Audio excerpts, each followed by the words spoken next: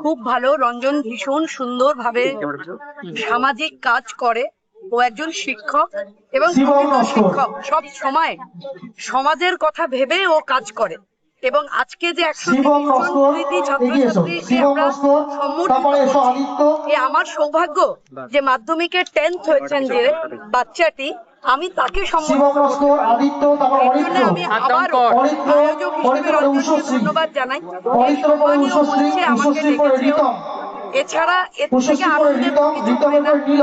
যেটা বললাম যে যাদবপুর জিতলেও সরকার আমাদের, যাদবপুর জিতবে মানে বাংলা জিতবে। আসলে দেখুন, যে পরিস্থিতি তৈরি হয়েছিল তার থেকে মানুষ পরিত্রাণ পেয়েছে। আমরা মানুষের কাছে দায়বদ্ধ, মানুষের কাছে অঙ্গীকারবদ্ধ।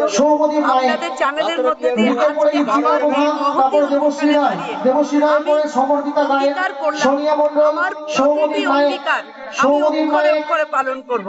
আপনাদের প্রত্যেককে, যাদবপুরের প্রতিটি অধিবাসীকে আমার নতমস্তক। দিদি, রাজারহাট প্রকল্পের একাধিক কাউন্সিলর অ্যারেস্ট হচ্ছে, কি বলবে এটা নিয়ে?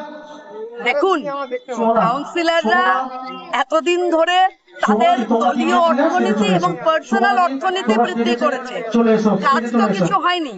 এই আজকে আমার সঙ্গে সেচ বিভাগের কথা হচ্ছে, তাতে প্রত্যেকে ভয় পাচ্ছে যে জল নিকাশের ব্যবস্থা যা, তাতে বর্ষা আসছে। সেখানে গেছি, যে ওয়ার্ডে গেছি, সেই ওয়ার্ডের মানুষ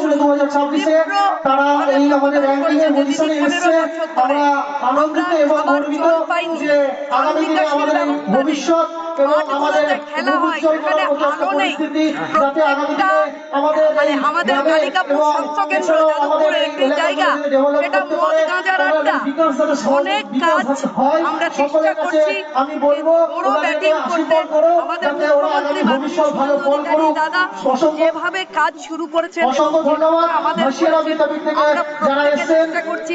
গতকাল আমি আমার বিধানসভা থেকে বিভিন্ন কর্পোরেশনে গেছি, বড় 12, বড় 11 গেছি। কর্পোরেশনের বিল্ডিং ডিপার্টমেন্ট, অ্যাসেসমেন্ট ডিপার্টমেন্টে গেছি, এবং যেভাবে এরা এতদিন চাইলেও কাজ করতে পারেনি, তার কারণ সামনে এসে দাঁড়িয়ে গেছে তৃণমূলের জনপ্রতিনিধিরা। তাদের বাড়িতে সুইমিং পুল, প্রত্যেকে পেয়েছেন এত টাকা, আপনারা মানুষকে তার উত্তর দেবেন। তাই অনেকটা কাজ করতে হবে। আগামীকাল আমার সঙ্গে বিভিন্ন হাসপাতাল এবং বিভিন্ন কলেজের প্রশাসনিক বৈঠক রয়েছে, আভ্যন্তরীণ বৈঠক রয়েছে। আমি চেষ্টা করছি যাদবপুরকে একটা নতুন রূপ দিতে। যাদবপুরের মানুষ আমার পাশে আছেন। একজন কাউন্সিলর আত্মঘাতী হয়েছে, একজন কাউন্সিলর আত্মঘাতী হয়েছে। প্রতি বছরের ন্যায় এবছর আমাদের এই চলছে সংবর্ধনা উৎসব।